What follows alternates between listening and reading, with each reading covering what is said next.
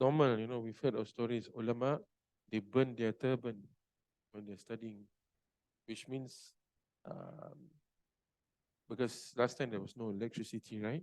So they put the candle there, and when they study, what happened is they study until they sleep.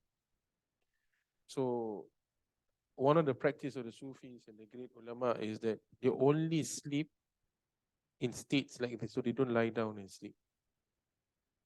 They sit and they sleep. There's no such thing as they don't do that. And so the ulama was learning, and he slept. What happened was his turban caught fire because of the heat from uh, the candle, and that happened many times. Then there's another ulama, in order to overcome sleep, he studies at the age of the madrasa. So if he sleeps, he'll fall off the building. Another one, he sleeps. Imam Nawawi, he sleeps like this near the wall. So kalau dia tidur dia, he will hit the wall, wake up. The discipline they have is just amazing, right? Alhamdulillah, we're inheriting all of that in one night. I've seen many postures, including myself, of sleeping in this one night. It's like this. I was asking, penat ke? Tak ada. Tapi dia duduk dah sengit.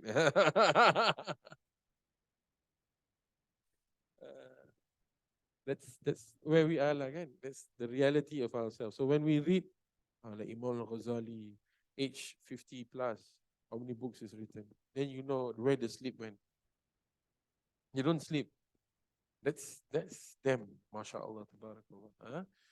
And we have ulama who are they read so much that their postures are even not only hunched, jadi singit, like very distorted already. That's for the sake of the deen. Great people, mashallah. Okay. We're at page 39, am I right?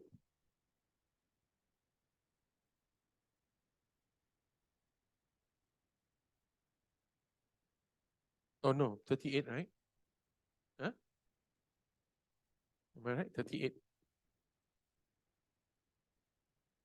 Oh, ni semua. 38 or 39? Do you remember? Don't remember. Yesterday, the day before,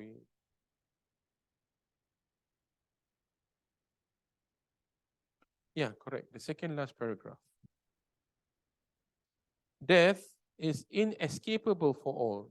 It is a decree which includes ordinary people and the elect, in which God has established equality between the powerful and the weak, the lowly and the noble.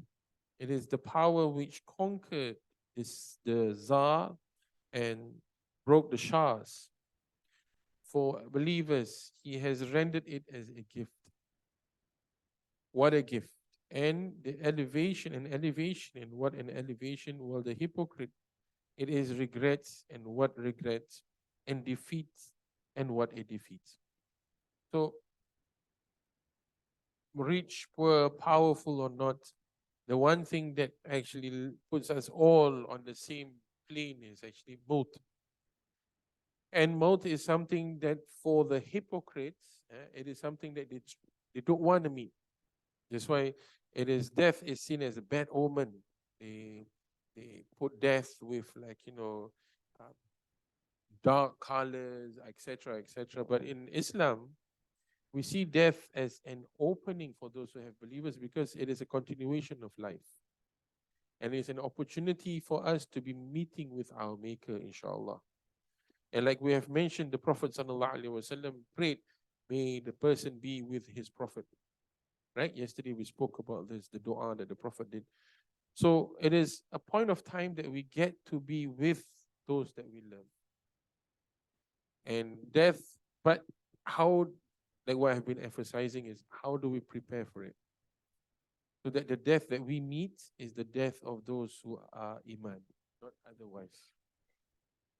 So this few nights of Ramadan, all its very uncomfortable, etc., inconvenience and tiredness, etc. It is all to prepare us for this. So that when the body really weakens, when it faces death, it knows that it needs to be facing with all of the remembrance of God and having hopes in Allah in their heart. And so this is the crux of the thing that we've been talking about. The main thing, how are you when you face your death? That's the most important thing. Eh? Glorified is He, yani Allah, the sovereign compeller, invincible, who is unique in having permanence and abiding, is high above death and extinction. وَلَا تَأْخُذُهُ سِنَةٌ وَلَا نَوْمٌ. Yani, He doesn't even come close to slumber. What more about death? This is Allah subhanahu wa ta'ala. So this is important. We must understand after this, whom are we going to meet? And who is in charge of us and our last breath? He is the first without beginning and the last without an end. And this is again the Tawheed. Just all of this is to show how great Allah subhanahu wa ta'ala is. All that is upon it shall pass away, and there shall remain in the feast of your Lord, possessed of majesty and generosity. So the most beautiful death is the one that is rida by Allah subhanahu wa ta'ala, that Allah is contented with. May we achieve that, inshallah. Every soul shall taste death, kullu nafsin dha'ikatul maut, and you will be paid fully on the day of rising. So whatever that good deeds you have done, be it in the month of Ramadan, secretly or not, if Allah accepts it, then you would be paid for that. You'll be compensated. And Allah has already bought all of our amal for the price of Jannah, as mentioned in the Quran. Whoso is brought away from the fire and made to enter the garden, he has triumphed. The life of this world is but a comfort of illusion. So, and that's the reason why, Ramadan comes to shock us. Ramadan comes to shock us from the illusion of dunya. And that's the reason why, if we look, even the Prophet ﷺ, he doesn't stop his last 10 days of i'tikaf. And one of my teachers that actually does i'tikaf programs really well is actually Sheikh Ahmad Dabakh in the UK. So he has this really huge i'tikaf he has a few masjids in the UK. And last 10 nights is just a lot of people. And they won't sleep. They will try to keep each other awake, reading Quran, doing dhikr, etc. And then he will go through a program of tazkiyah, purification of the heart program. Like he has diagrams, the heart when it is dirty, when it is not, when it is, how do you overcome that? So in that last 10 nights is really a process of, dah bangun. A process of cleansing the heart and the mind, and getting ourselves acquainted with any life of worship. It's really beautiful. It actually inspired me a lot. And he emphasized a lot on the sunnah of the Prophet sallallahu alaihi wasallam. And Sheikh Ahmad Dabakh is Pakistani by descent, but he is living in the UK. Very interesting. It's called zawiya.org. Huh? Zawiya.org, if I'm not mistaken, you can have a look. But I think now he's also opening up welfares or trust in Pakistan, and they do the same thing as well. And so what we're doing is just a small part of that, what he did. We received ijazah from him as well when he was in Singapore. Do you get it? Yeah, Zawiya.org. What was the program now?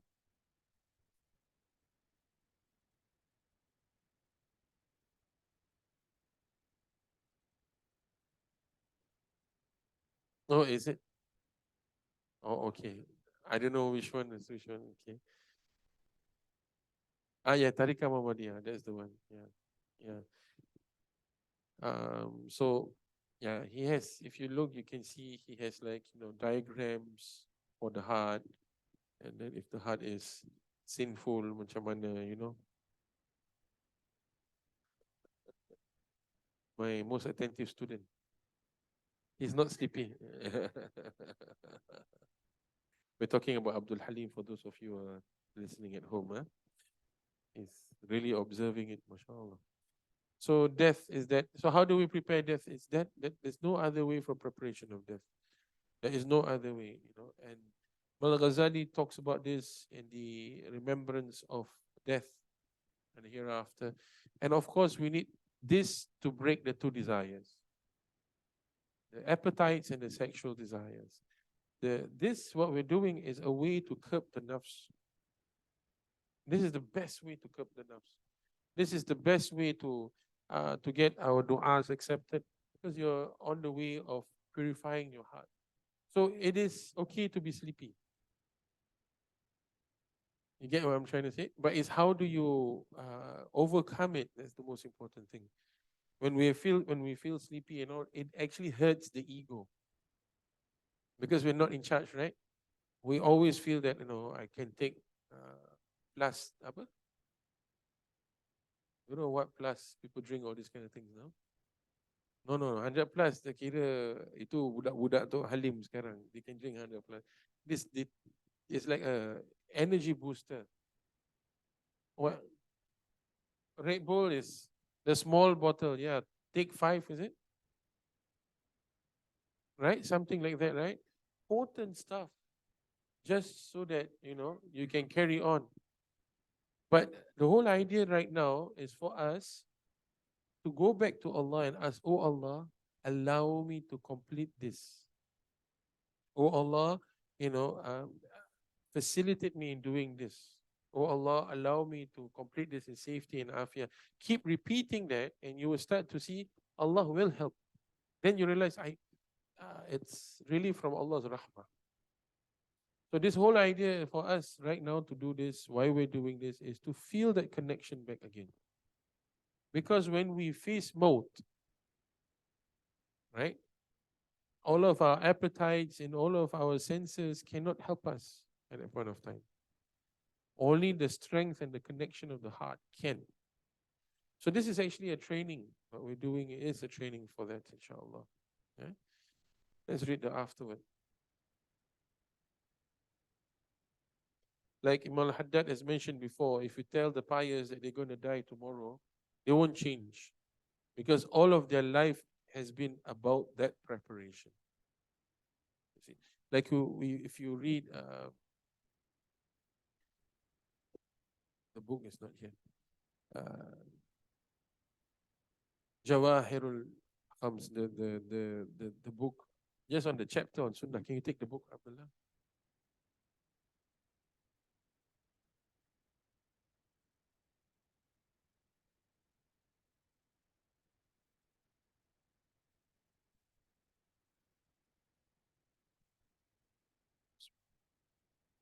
Like, the Sheikh, he writes this. He says, so how do you prepare yourself for death? If you were to ask me, right? I still believe this is a very good formula. يعني في عبادة العابدين وطريقته. يعني the way of the worship of the worshippers. Ramadan teaches us that. The way of the worshippers. How do they worship? I remember once in NS, my friend asked me, I'm early at the Jum'ah, for Jum'ah. What do I do? What do I do? And we bacalah surah Kahfi ke. So I may explain, read the Quran. If not, you can do salawat and all these kind of things. Okay, Sin, thank you. This was when I was 24, almost 20 years ago. And now when you enter the Prophet's masjid, people still don't know what to do. When you go to masajids, people still don't know what to do. We can speak a lot about fatwa and all of this, but we don't know the way to worship Allah. We know how to pray to Allah. It's two different things. Salah is one aspect of the life of prayer. What about the other aspects of our life? Because death, in order to have husnul khatimah, you need to have the life of a worshipper. Then how? So worshipping Allah is not just 5 times daily prayer and 4 raka'ats of tarawih. Sekarang 4 kan? The latest one, 2. Let's do tarawih just by sitting at the masjid. No need to pray. Kan? You see, we've lost the way of worshipping. So this is number 1. And the Sheikh emphasizes that the way of worshipping starts with you taking care of your time with the sunnah prayers. And that's what we've been trying to do. Prayers before and after our prayers, and many other prayers. All the different needs that we have in our lives is something that we should ask Allah through prayers. Hifzul iman, misal. Right? Birru walidain. If you have problems with your family, what do you do? With your parents, what do you do? Birru walidain. Cakap baru cakap lah. And there's once this person came to me and have a problem with the person's parents.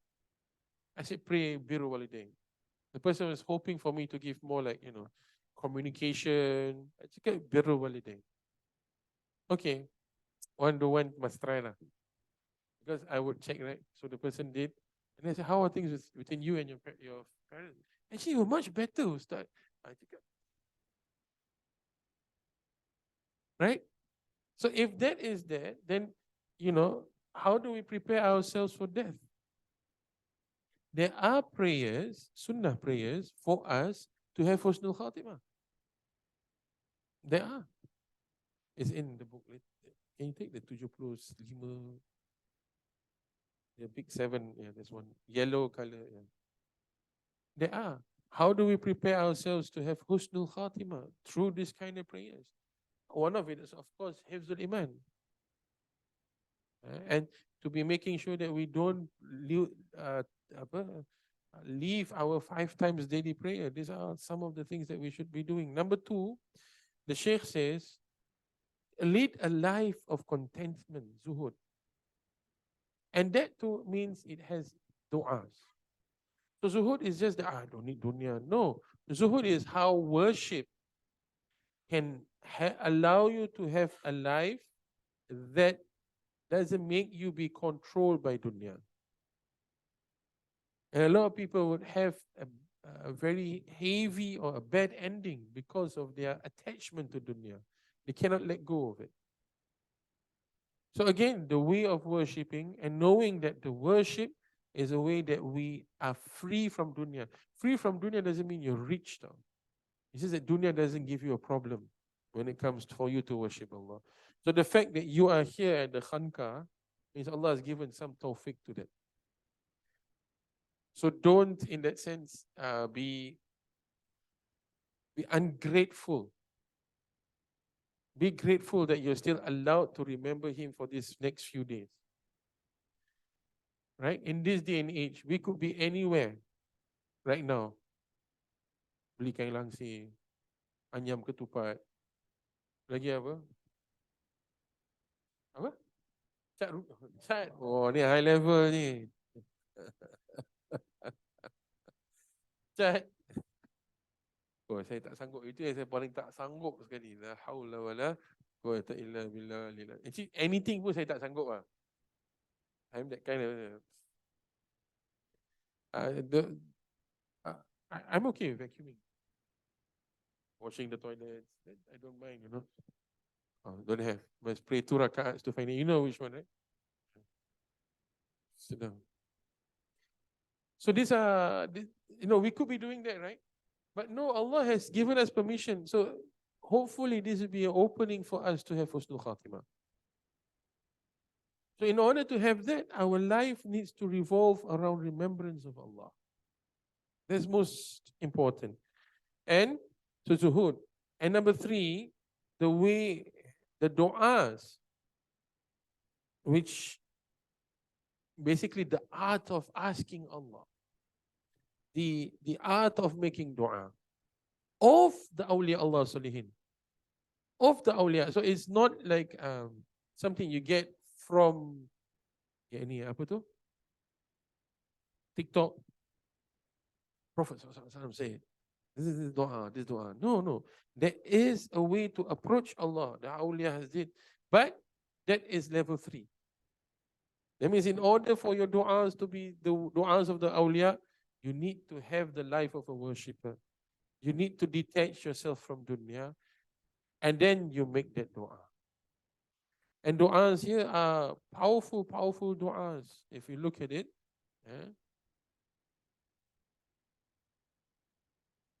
Why Nasrul? I know you have the book. Yeah, I have the book at home. 3 of them. Huh? Is the book outside? No, the book is not.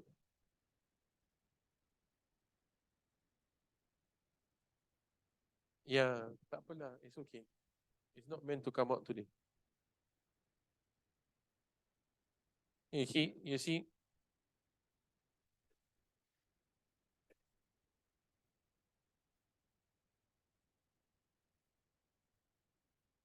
there are ways to get your du'as to be accepted, which in a way that it'll be quick, and the way that du'as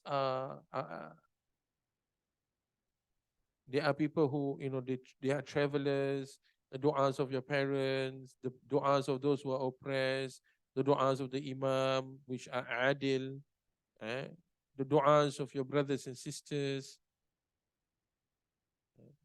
and the du'as of people who are fasting when they are approaching their iftar. This is what the Sheikh is saying. يعني وَسَعِمُوا عِنْدَ الْفَاطِرِ وَهَاجَ وَالْمُحَاجِرِينَ, and those who are on their way for Hajj, mujahideen, people who are in the way of Allah, وَمَرِيض, people who are ill, ونحو ذلك وهو يشتملنا على مقام. And then these are people who their du'as are always accepted, they say. And then they gave a whole list of du'as and methodology of making dua, right?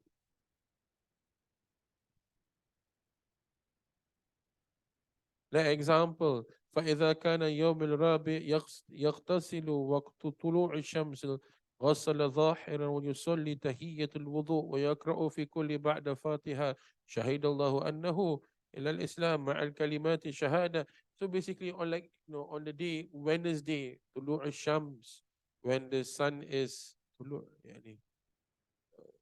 setting, you go, no, rising. When the sun is rising, you go and take a shower, ghusl, cleanse yourself, do tahiyyat, sunnah wudu, and then recite these verses in the Quran, and then make your dua. And it's a long list of etiquettes of making dua.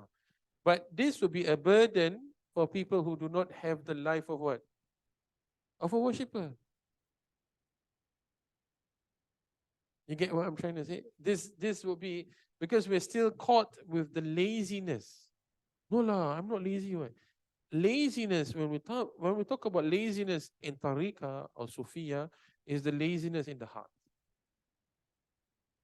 It's not the physical laziness, it's the laziness that is found in the heart. And that laziness that is found in the heart because there is no ma'rifah to Allah. Dia tak kenal Tuhan. And that's why it cannot be doing muraqabah. It is not vigilant. So, times like this in Ramadan, it forces our physical self. It breaks us. Like we have to wake up, sleep 2 hours, zombie through our prayers and zombie through our sahur, etc. It hurts the ego, and it gives rise to the heart being awakened. So, although you're physically tired, but trust me, right now, you are functioning on the strength of iman. Because if this is not in Ramadan, if this is not with prayer, if it is something that we get because we're jet lagged, caught 15 hours in the plane, gahapa, all of us will be with different behavior. We go like, why did I go not working? You sit on the floor, is it? Bring me my breakfast. This kind of thing, you know what I'm trying to say? But because we're fasting, we're in the right state of in time, space, everything is right. Ibadah, etc. That tiredness is not accompanied by the ego. But that tiredness is now accompanied, is now being guided with Iman. Now, this is the training that we need to face death. So everything is interlinked. Everything is supporting to the great end, our last breath, when the ruh leaves the body. And we've mentioned this in this past few days. How would it leave, etc. So trust me, it is important that you start to have a life of a worshipper. And the basic one, the basic life of a worshipper is Bidayatul Hidayah. When you go back to Bidayatul Hidayah, Imam Al-Ghazali teaches you the very fundamentals of that. Now, the philosophy of the life of a worshipper is given by Imam Al-Ghazali in his Minhaj al-Abidin. So there's the practicality and the philosophy of worshipping God. Like example, the Zahid, and how do you look at wealth and how do you understand wealth? How do you understand, work? And these are all ways for us to prepare ourselves for maut, inshallah.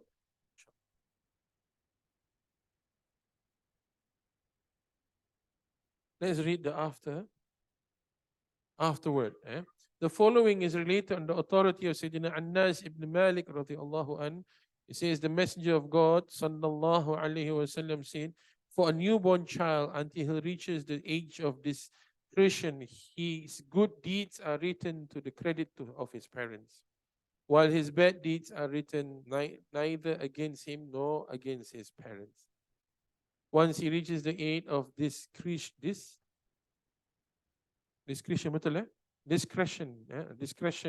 and the pen begins to write, that means he is already being accounted. That means they are able to know right and wrong. God, Allah subhanahu wa ta'ala, issues his command to the two angels who accompany him and guard and counsel him. When he reaches 40 years in Islam, God gives him security from three things: madness, leprosy, and vitiligo. There's a footnote. Let's have a look at this. Number 18. A serious skin disease. Okay. When he reaches 50, God makes his reckoning lighter. And when he reaches 60, God grants him to revert to him as pleases him. When he reaches 70, the inhabitants of heaven love him. And when he reaches 80, God records his good acts and is lenient with his bad ones. When he reaches 90, and God forgives him his bygone sins and those to come, allows him to intercede on behalf of the people of his family, and he becomes God's prisoner on the earth. Yeah? Then should he be returned to the worst age, so that after having had knowledge, he knows nothing, God continues to record as good acts for him those which he used to do, as well as do when he was well. And if he commits an evil act, it is not recorded. Pure mercy of Allah.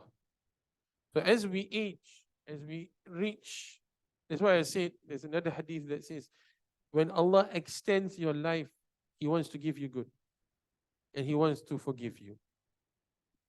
If there's any takeaway from this class, this should be the takeaway. Right?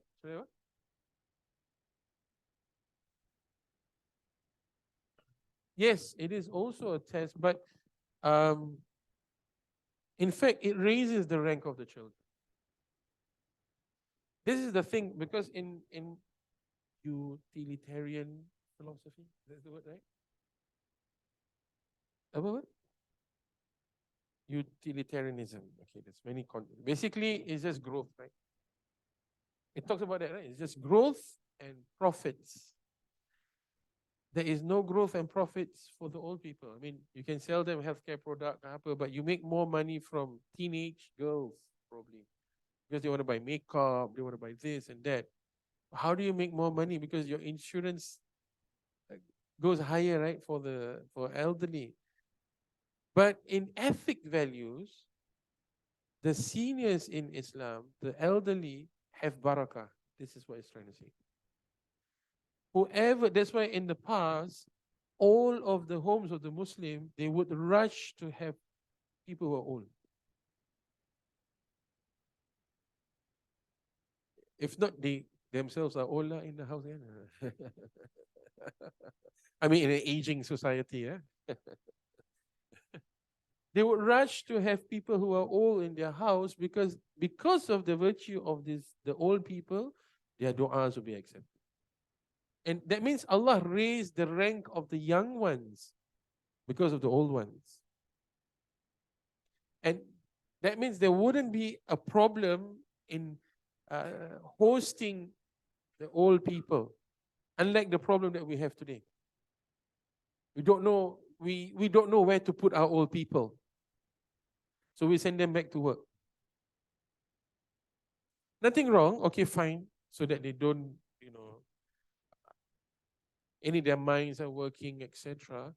But actually, the old people in Islamic tradition has a lot of value, a lot of barakah.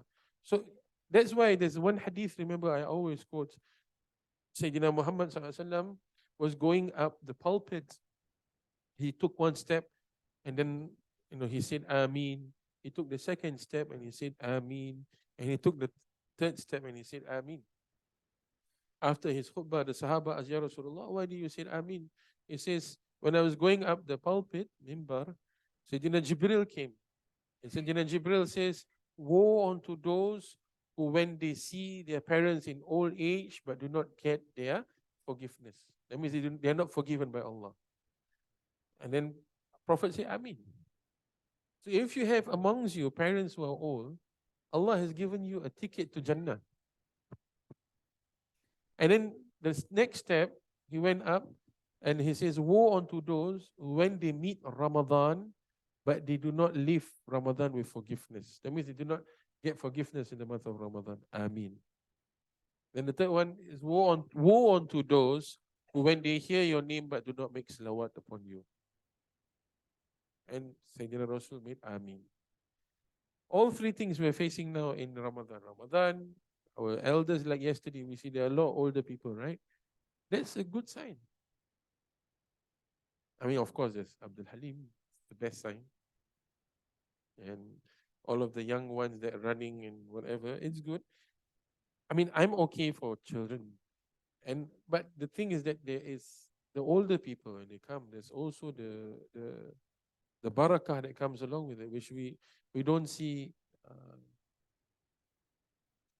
Just modern society, it sees old people as being costly burden, etc. And that's actually the word of shaitan. It is. It is. Because they are like what Sheikh Muhammad, look, this is like a book that talks about Sufi stuff, right? This is the main thing, is one of the ways that your du'as will be quickly accepted are your parents.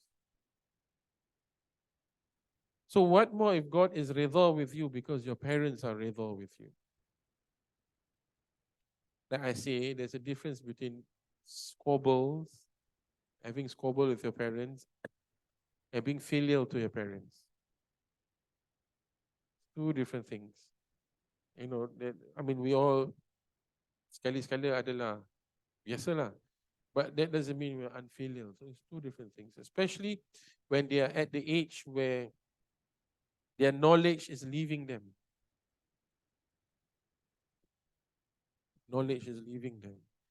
So if you have parents in your homes, your parents are with you in your homes, you're protected. Tak payah pakai security guard. Oh, really? I'm not making this up, because if they are contented, there'll always be barakah. Like one thing I always hear is that people say, oh, because my parents are with me, that's why a lot of food at home.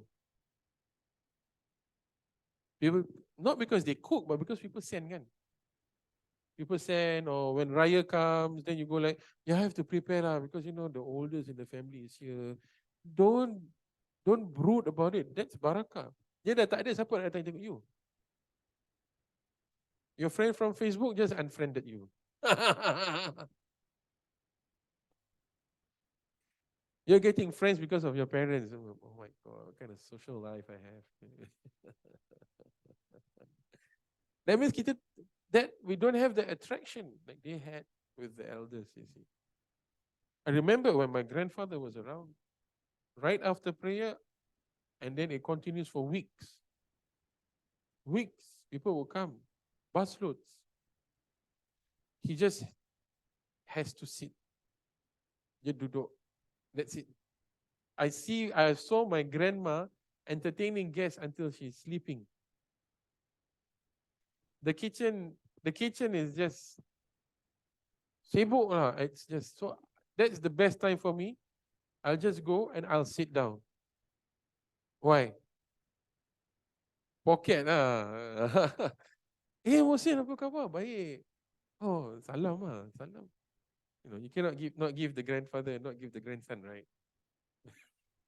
So we all rush to my father's side. Finish. Can we go now? Can we go? Please go. So we'll go to my mother's house, and that's it. I don't have to go anywhere. I tak payah pergi. Assalamualaikum, tak payah. I just sit down.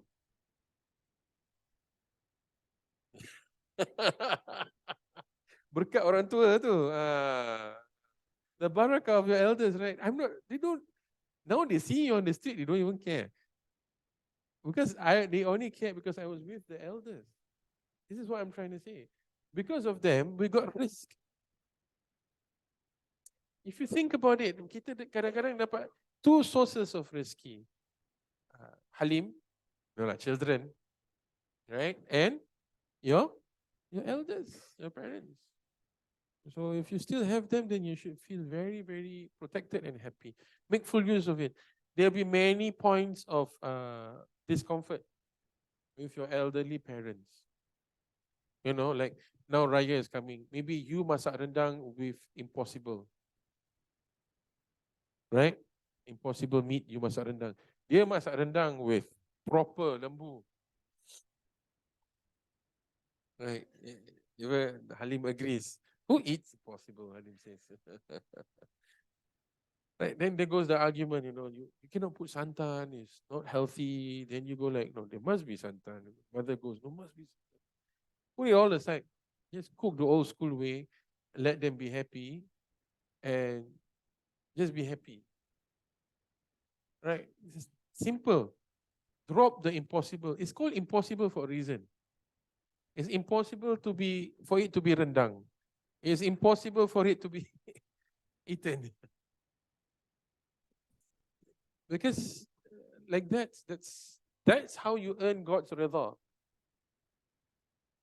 That's how you earn the rida of Allah. And that's how you earn husnul khatimah, right? We've read this yesterday. The boy was not able to say kalima before he passed away. Then he asked why? Because I was unfilial to my mother.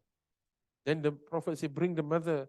The mother came, and they said, are you willing that your son be burnt in the hellfire? And she says, no.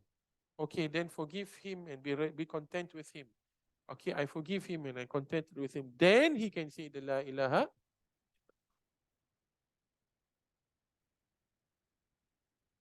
And the most difficult thing for a parent is to bury their own children. That's the most difficult thing for a parent. May Allah protect us from all of this. So it's what more for the mother to see when the child is dying and suffering. All she has to do is to be rida. Same for us. We too have to be rida with our parents. No one is perfect. No one is perfect. Yeah? So this hadith speaks a lot that we're missing in our community. And that's why, our youth of today is having a lot of problems because we've thrown away the elders, and the elders are having a lot of problem because they had that same problem with their elders. So it becomes a cycle.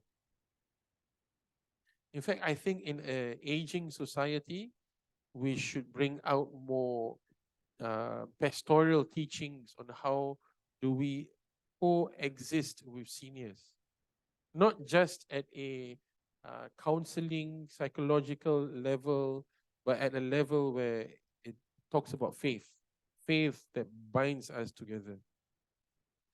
Like example, I mean, how the reason why a lot of people have a lot of bad experiences with makcik masjid, right? The makciks at the masjid, right? Instead of just highlighting them, how can actually masajids be having programs to bridge that? And I'm not talking about building playgrounds in masjid. I'm not for it, because that's not where you play. You don't. I saw just one being built in the i'tikaf. That's because children need to know sacredness. Because if not, everything becomes Sesame Street. And that's the problem. That's why you have to read the book Amusing Ourselves to Death by Neil Postman. Talks about this. We've lost the art of education because education must be fun. The same thing, we've lost the spirit of Ramadan because Eid is fun. Ramadan is not. You see, that's how the modern mind thinks it must be fun. So what is helpful for them is, how do we create this community that can actually coexist? Yes, there's a play area for the children, but not in the i'tikaf. They main bola kat dalam tempat i'tikaf. I think that's too much.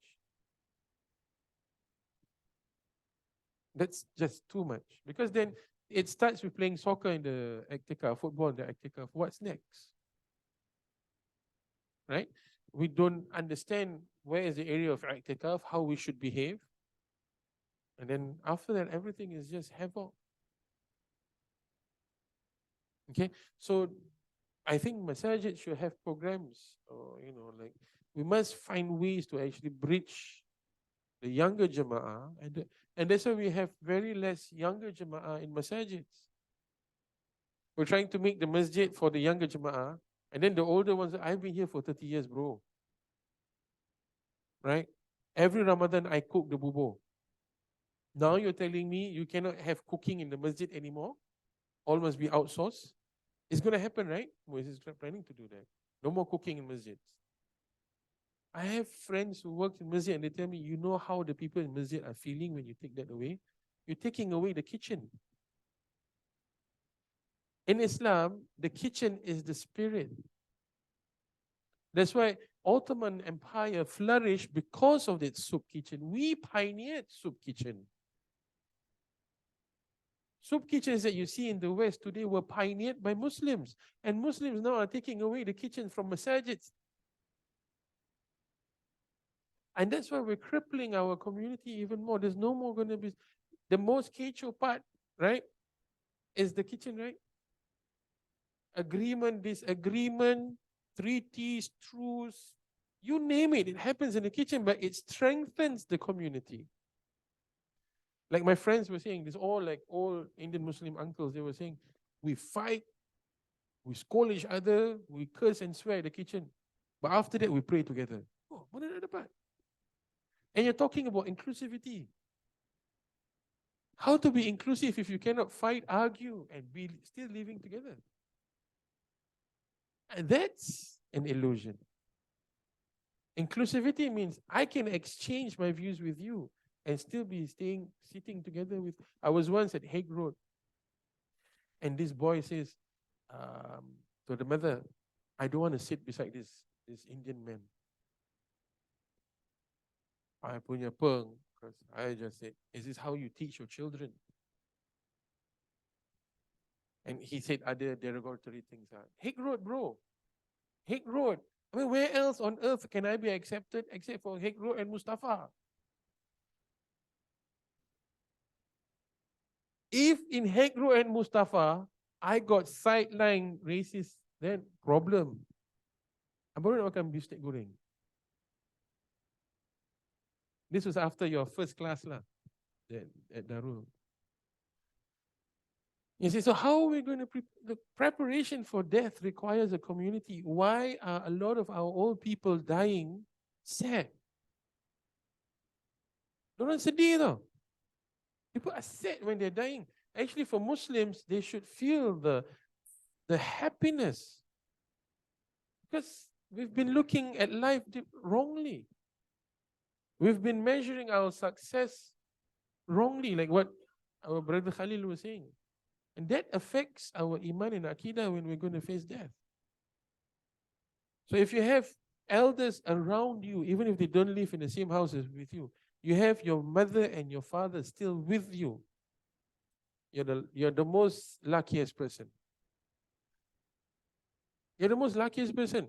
Tak apalah dia keluar masuk hospital pun, tak apa, it's okay. Because that is actually a process of expiation for our sins. Kafarah buat kita. You know, sometimes you just have to be there. That's it. For them. And the most, for me, the most difficult part is when you see your parents' age. That is the most difficult part. You see your parents' age. And if you don't have sympathy to see them when they're aging, then something is wrong with your heart. Something is really wrong with your heart. Ni 10 hari tak cukup, ni kena 100 hari. Bukan puasa, ni puasa tak di iftar punya. Why? Because these are the people that brought you up, that clean you when you're soiled, that taught you what life is about. You know, what else is important? Yeah, we all have differences of opinions now, okay? Right? If we can have differences of opinions with our friends and still share a cup of Starbucks, can we do the same with our parents? Probably not Starbucks, tak halal lah kan? Coffee bean lah. It's a huge debate now. Is Starbucks halal? Just coffee one. It's how they roast the coffee. Do they use alcohol, etc., etc., etc. Anyway, that one different topic lah. Actually, it's not. It will affect how we die. Wara, Imam Al-Ghazali says, is you knowing what you put into your mouth. So my brothers and sisters, this topic is very, very important, very, very relevant for us today. So I hope you take these last 10 nights and use these nights. I know some of you are working, having school project, not coming for Asar. No, I got school project. You're not coming for, no, I got meeting. Standard lah. Already in Ramadan, we're this busy, and we are making efforts to not be busy, right? The dunya still what? Finds you. Outside Ramadan, kalau ini tak ada, outside Ramadan kita lagi. You get what I'm trying to say? So it's use these next few days, whatever is left, and to reconnect back with your parents and your elders. I think it's really important. I think one of our students was sharing, this year Ramadan, right, Murshid, I don't go to the masjid much. I said, then what happened? I spend more time with my parents. I said, that is masjid right there. That's not masjid, there's actually Jannah. So, I mean, the ibadah is not as much, but is replaced with a social ibadah. So don't just look at ibadah as on the prayer mat, but there's the social ibadah. The ibadah of maintaining your relationship with your parents, maintaining your relationships even more, with your parents in the month of Ramadan, mithal. Right? Look, this day and age is not about giving money. I give money, what? Please lah. Our elders are richer than us, lah, I think. Right? Oh, so I don't know how they do it now. Didn't say that lah, but itu I menambah. Of course, it's life lah. It's after a certain process, the age of life, you become more stable, that kind of thing. It's different, but it's not about that. You still give. There's barakah for your wealth when you do that, but it is about maintaining and fostering and having that warmth. Sometimes they have to go out to work. So they lost that opportunity of having that bond with you. So that they can put you through the best schools, buy the best Air Jordans for you, right? Whatever that you guys wanted, BM 2000, BM tau. Badminton Master punya kasut sekolah, tak tahu Palace Jazz. I don't know what you guys wear to school nowadays, but yeah lah, those kind of, huh? Before, eh? And then there's the red line, the one from China. What panda? Something like that. These are all double happiness. Yeah, that's the brand. Kira macam you wear that to school, you're the in guy. Mm. You're the in guy at the canteen. But how much does our parents have to slog just to get that? Right? So for that, we have to be very thankful to them. We can't repay them back in money. Wallahi. And so may they be the reason that God grant us Laylatul Qadr. And when Allah grant us Laylatul Qadr, may Allah grant us all Husnul Khatimah and accept all of our good deeds, inshallah. And in these last few nights, when Allah is most merciful, most giving, most generous, may we be those who are at the forefront in receiving all of His bounties, and that too for our parents and their parents, and for our teachers and their teachers, until Holy Prophet sallallahu alaihi wasallam, and that Allah would overlook all of our illnesses of speech with our parents, and take and change them to be rewards, inshallah. For Allah understands that we are one who are ignorant, inshallah. Ameen, ameen, ya Rabbal Alameen. All good is from Allah subhanahu wa ta'ala. If not, it is from my own self. Until we meet again tomorrow in a much more awakened state, inshallah. Assalamu alaikum wa rahmatullahi wa barakatuh.